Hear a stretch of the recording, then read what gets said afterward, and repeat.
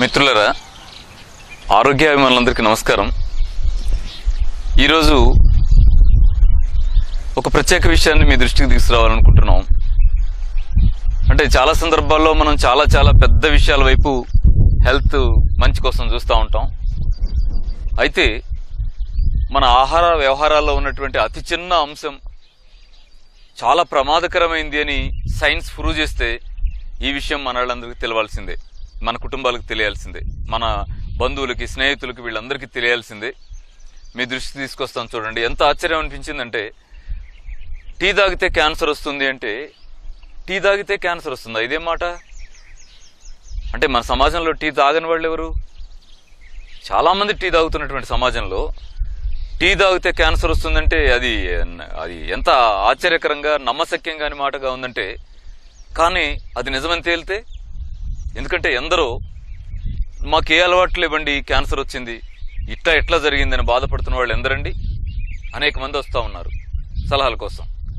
కానీ ఒక ఆశ్చర్యకరమైన విషయం ఏంటంటే, మీరు ఏ ప్రమాదకరమైన అలవాట్లలో కాదు, టీ తాగే అలవాటు ఉంటే క్యాన్సర్ వస్తుంది అని చెప్పి సైన్స్ ప్రూవ్ చేస్తూ ఉంది, మోడర్న్ హెల్త్ సైన్స్ ప్రూవ్ చేస్తూ ఉంది అనే విషయాలు జనరల్స్లో ప్రచురితం అవుతూ ఉంటే, ఇది అన్యాయంగా, ఆశ్చర్యం కాదండి, చాలా అన్యాయంగా అనిపిస్తూ ఉన్నటువంటి సత్యం ఇది. ఎందుకంటే ఇదేం మీకు తెలుసు, టీ తాగడం అనగానే టీలో కెఫిన్ ఉంటుంది, అది మత్తు కలిగిస్తుంది, నరాల మీద నెగిటివ్ ప్రభావం కలిగిస్తుంది, కాబట్టి వద్దండి అని మనం చిన్నప్పటి నుంచి వింటా ఉన్నాం. చాలామంది ప్రముఖులు ప్రజల ఆరోగ్యాన్ని కాపాడటం కోసం ప్రయత్నం చేస్తున్నటువంటి మిత్రులు అనేక మంది ప్రచారం చేస్తూ ఉంటే మనం వింటూ ఉంటాం. అయితే ఆశ్చర్యకరంగా సైన్స్ అండ్ ఎన్విరాన్మెంట్ అనేటువంటి సంస్థ చేసిన పరిశోధనలో, environmental science and health science అనేటువంటి సంస్థ చేసిన ఒక పరిశోధనలో, టీలో మీకు లెడ్ ఎక్కువ ఉందని తేలితే, ప్రమాదకరమైన మాంగనీస్ ఎక్కువ ఉందని తేలుంటే, టాక్సాలజీ అనేటువంటి అమెరికన్ సంస్థ ప్రచురించినటువంటి ఒక అధ్యయనంలో లెడ్, మాంగనీస్, అల్యూమినియంతో పాటు ఫ్లోరైడ్ ఎక్కువ ఉందని తేలితే, ఇదేంటండి అంటే లెడ్ ఎక్కువ ఉంటే ప్రమాదం అని మనకు తెలుసు, కానీ టీలో లెడ్ ఎక్కువ ఉందని మనకు తెలియదు. మాంగనీస్ ఎక్కువ ఉంటే మోతాదుకు మించితే డేంజర్ అని మనకు తెలుసు, కానీ ఆ టీలోనే మాంగనీస్ ఎక్కువ ఉందని మనకు తెలియదు. ఫ్లోరైడ్ ఎక్కువ ఉంటే ప్రమాదం అని తెలుసు, కానీ టీ పొడిలో ఫ్లోరైడ్ ఎక్కువ ఉంటుందని మనకు తెలియదు. అలాగే అల్యూమినియం ఎక్కువ ఉంటే డేంజర్ అని మనకు తెలుసు, కానీ టీలో అల్యూమినియం ఎక్కువ ఉందని మనకు తెలియదు. ఇంకా ప్రమాదకరమైన, ఆశ్చర్యకరమైన, భయంకరమైనటువంటి సత్యం ఏంటంటే, క్యాన్సర్ కారకం అని చెప్పి ఈ మధ్య కాలంలో అమెరికన్ సుప్రీంకోర్టు గ్లైఫోసైట్ అనే పురుగు మందుని నిషేధించిందని మీ అందరికీ తెలుసు. ఎందుకంటే పేపర్లలో పెద్ద హెడ్డింగ్స్తో మనం చూస్తున్నాం.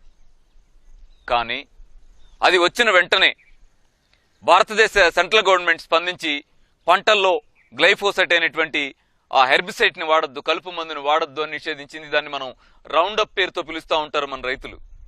దాన్ని వాడటానికి వీల్లేదు, క్యాన్సర్ కారకం అని నిషేధించింది. కానీ ఇప్పటికి కూడా అత్యంత ప్రమాదకరంగా, భయంకరంగా ఉన్న సత్యం ఏంటంటే, భారతదేశపు కాఫీ, టీ తోటల్లో గ్లైఫోసైట్ను వాడటం మీద నిషేధం ఏమీ లేదు. మనం మాట్లాడుకుంటున్న ఈ సందర్భంలో కూడా గ్లైఫోసైట్ అనేటువంటి కలుపు మందుని కాఫీ, టీ తోటల్లో వాడుతూనే ఉన్నారు.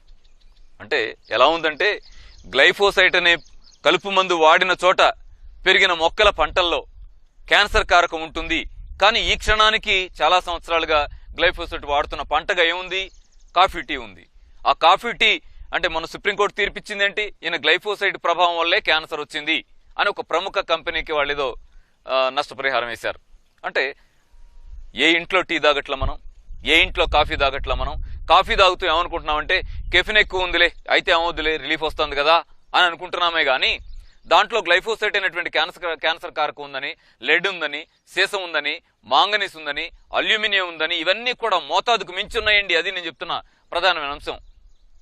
ఇది సైన్స్ సంస్థలు 38 ప్రముఖ టీ బ్రాండ్స్ మీద పరిశోధన చేసి ప్రూవ్ చేసినటువంటి సత్యాలు ఇవన్నీ కూడా. ఇవన్నీ మన వాళ్ళకి తెలవాల్సి ఉంది. మిత్రులారా, కాఫీ వల్ల క్యాన్సర్ వస్తుంది, టీ వల్ల క్యాన్సర్ వస్తుంది అనే మాట మన ఇంటింటికి ప్రచారం అవ్వాలి, అందరికీ తెలియాలి. అయితే టీ తాగకుండా ఎలా, ఇది సమస్య వస్తుంది. ఏం టీ తాగకపోతే చచ్చిపోతామా? టీ తాగితే చచ్చిపోతాం, జాగ్రత్త. ఎందుకంటే అది 15-20 ఏళ్లలో అది క్రమంగా దాని డెవలప్మెంట్ ఎడిపోతా ఉందంటే అమ్మకో, వదినకో, అక్కకో, చెల్లికో క్యాన్సర్ వచ్చేదిగా ఉంటే కుటుంబాలు ఎంత రిస్క్ అయిపోతున్నామండి మనం. ఈ మధ్య ఏదో టీ వద్దండి అని అర్థమైన తర్వాత గ్రీన్ టీ అని మొదలెట్టేశారు మనాళ్ళు. ఓకే, గ్రీన్ టీ అంటే ఏంటి? అదే టీ కదా. గ్రీన్ టీ అన్నా అదే, మామూలు టీ అన్నా అదే, ఇంకో టీ అన్నా అదే. కాబట్టి ఏ టీ అనేది ఇష్యూ కాదు. ఇంకా కావాలంటే మీరు ఏం చేయండి అంటే ఈ మధ్య కాలంలో టీ తాగకపోతే తలనొప్పి వస్తుంది, టీ తాగకపోతే అమ్మో భరించలేమనేటువంటి బాగా అలవాటు పడిపోయిన వాళ్ళు, మత్తు మందులకు అలవాటు పడిపోయిన వాళ్ళు ఎవరైనా ఉంటే మీరు పని చేయండి. తులసాకులు 4 నీళ్లలో వేసి వేడి చేసి దానిలో కాస్త తేనె నిమ్మరసం కలిపి తాగేయండి. తులసి టీ అద్భుతంగా ఉంటుంది. వేడి నీళ్లలో కాస్త పుదీనా ఆకు వేయండి, కాసేపు మరగబెట్టేసి దాంట్లో తేనె నిమ్మరసం వేసి తాగండి. పుదీనా టీ అద్భుతంగా ఉంటుంది. అంటే మీరు ఎన్ని టీలు తయారు చేయొచ్చు అంటే పుదీనా టీ చేయండి, తులసాకు టీ చేయండి, కొత్తిమీర టీ చేయండి. మీకు నచ్చిన ఏ ఆకైనా కాసేపు అలా మరగబెట్టేసి దాంట్లో తేనె నిమ్మరసం వేసి టీ తయారు చేసుకోండి. ఎందుకు? టీ తాకపోతే తలనొప్పి వస్తుంది అనేటువంటి దాని నుంచి క్రమంగా బయటపడడానికి వీలుగా.